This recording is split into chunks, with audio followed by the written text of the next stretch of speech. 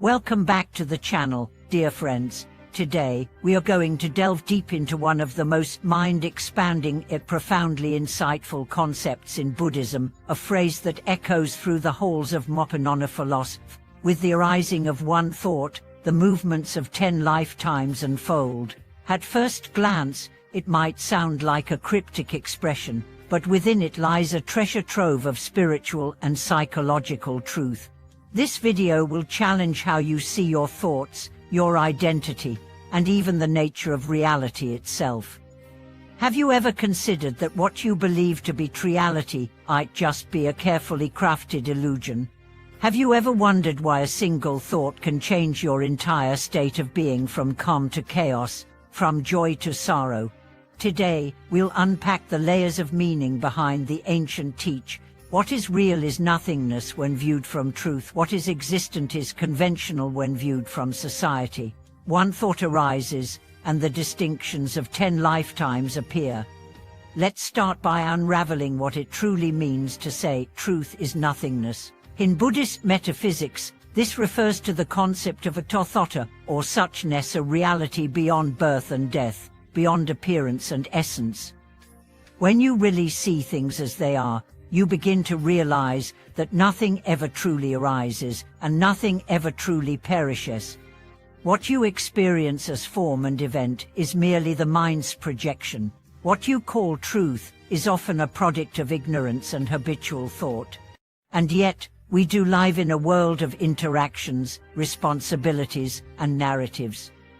That's where the phrase, "what is existent is conventional," comes in. According to Buddhism, while ultimate reality may be void, the conventional reality, the one in which we function and communicate, holds a temporary truth based on cause and effect. The skill lies in walking the middle way, to live in the world without being entangled by it, to act compassionately without clinging to the results. But what about this mysterious one thought that seems to create an entire universe of cause and effect? Imagine for a moment the power of just one idea, how it can launch revolutions, spark love, ignite hatred, or plant the seed of liberation.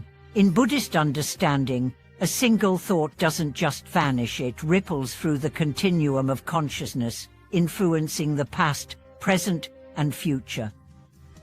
This is what is meant by one thought, 10 lifetimes. This thought contains within it the 4 dynamics of existence: birth, endurance, change, and dissolution. In other words, a single thought undergoes the complete life cycle of an event or entity. It is not simply a spark in the void, it is the full manifestation of karmic energy. Now pause for a second and think, how many times have you shifted emotional gears in a day, from joy to rage, from focus to distraction? Often, you don't even notice the trigger, but it is always one thought. That single mental motion leads to entire worlds of reaction, intention, and karma. What's even more revealing is the way we respond to this insight. Some individuals, upon hearing that every thought creates karma, swing to an extreme. They attempt to suppress all thinking, aiming to silence the mind in pursuit of enlightenment. But here's where the danger lies.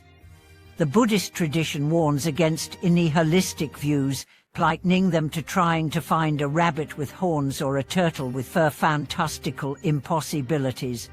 In Buddhism, this is called the error of annihilationis. It's the mistaken belief that the path to awakening lies in obliteration of thought, emotion, or even existence itself.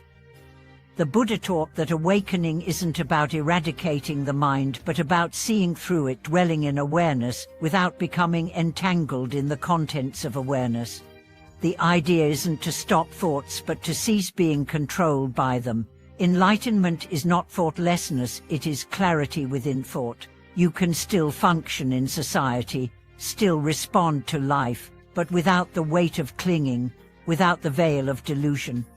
Think of the awakened ones, those sages and masters throughout history. Did they cease to act? On the contrary, they were deeply active in the world, but their actions were free of self-centered motives.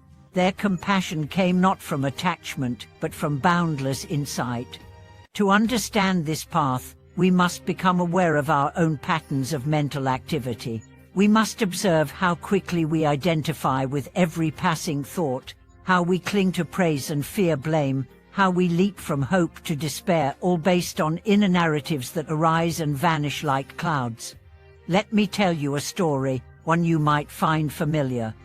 There was once a young woman who was told by her teacher to observe her thoughts for a week. She expected to encounter deep insights or mystical visions. Instead, what she discovered stunned her. Nearly every thought she had was reactive, repetitive, and rooted in fear or desire.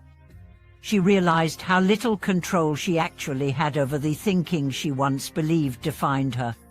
This realization wasn't despair, it was liberation. She saw that her suffering didn't come from the world, but from her interpretations of it. She began to recognize the rising of anger before it took hold, the whisper of jealousy before it became a roar. This was the beginning of mindfulness, not as a technique, but as a state of being. And now, dear viewers, let me ask you, have you ever experienced that shift, that sudden moment when everything you believed turned out to be just a thought? Maybe it was a breakup, a job loss, a moment of awe in nature. Suddenly, the stories you told yourself dissolved, and for a brief moment, you tasted freedom. This is the heart of today's lesson. Your reality is only as real as your identification with thought.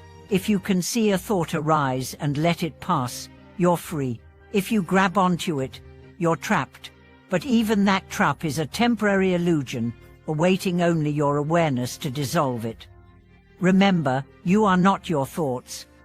You are the space in which thoughts arise and vanish. You are the witness, not the actor. The moment you recognize this, even fleeting lie, you touch the truth beyond illusion. This truth is subtle, yet powerful. It is not reserved for monks or mystics, it belongs to all of us. It is available in this very moment, in the gap between two breaths, in the silence between two thoughts.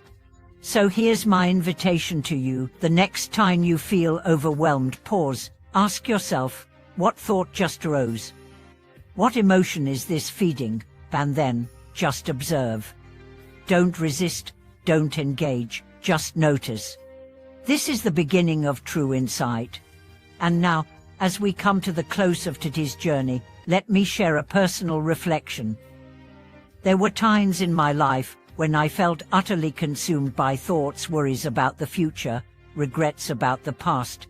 But through practices of mindfulness and meditation, I began to see those thoughts for what they were: ephemeral, conditional, not me. And with that, a space opened up inside me. A space of peace, a space of freedom. You might relate. Maybe you've gone through something similar. Maybe you've touched that same peace in a quiet moment. Or maybe you're still searching.